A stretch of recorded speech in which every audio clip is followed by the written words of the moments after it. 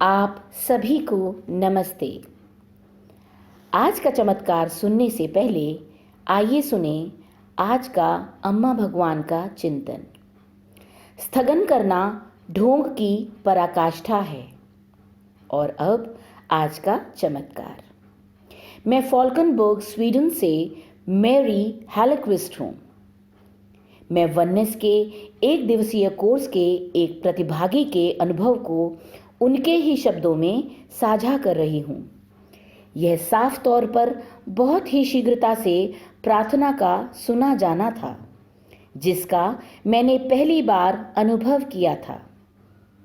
कई वर्षों से मुझे ऑस्टियोआर्थराइटिस के कारण कूल्हे में बहुत दर्द सहन करना पड़ रहा था। आखिरकार मुझे हिप सर्जरी के लिए कहा गया।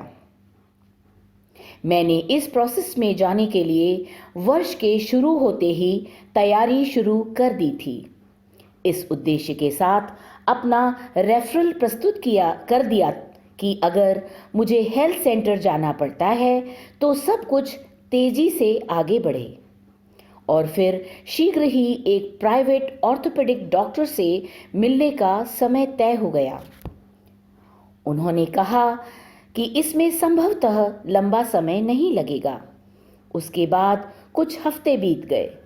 इसके बाद मुझे बताया गया कि काउंटी काउंसिल के साथ एक एग्रीमेंट के कारण वे मेरी मदद नहीं कर सकते हैं, लेकिन मेरा रेफरल काउंटी काउंसिल ऑर्थोपेडिक्स को जरूर भेजा जा रहा है। थोड़े समय बाद काउंटी काउंसिल ने जवाब दिया कि फिलहाल उनके पास मेरे लिए समय नहीं है। मेरे रेफरल को फिर से प्राइवेट ऑर्थोपेडिक के पास भेजा गया, जिनसे मैंने पहले संपर्क किया था, लेकिन दुनिया भर में असामान्य स्थिति हो जाने से उन्हें काउंटी काउंसिल के हॉस्पिटल में अपनी इंटर्नशिप बंद करनी पड़ी। इसलिए मुझे दूसरी म्युनिसिपल्स को अपना रेफरल भेजना पड़ा। इंतज़ार करते हुए मुझे एक अन्य म्युनिसिपल में डॉक्टर से अपॉइंटमेंट मिला, जो इस बात से सहमत हुए कि मेरा ऑपरेशन करने की आवश्यकता है। लेकिन नर्स ने मुझे बताया कि कोविड-19 के कारण वे अगस्त के अंत तक सर्जरी नहीं कर सकते। हालांकि मुझे स्थिति समझ आ चुकी थी, लेकिन मेरे लिए यह तबाह होने जैसा था। घर पहुंचते समय रास्ते में ही मैं टूट गई। मेरा हृदय रो रहा था। मैंने तीव्र स्वर में प्रार्थना की, प्लीज अम्मा मेरी मदद कीजिए। मैं अगस्त तक इस दर्द को सहन नहीं कर सकती। प्लीज अम्मा मेरी मदद कीजिए। मुझे मई में एक ऑपरेशन टाइम दिलवाइए। प्लीज अम्मा मेरी मदद करिए।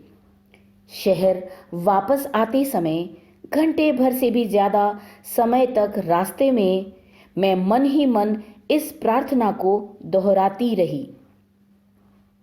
जब मैं घर पहुंची, वैसे ही फोन बज उठा। मैंने गाड़ी खड़ी की और जल्दी से फोन उठाया। वह ऑर्थोपेडिक से था।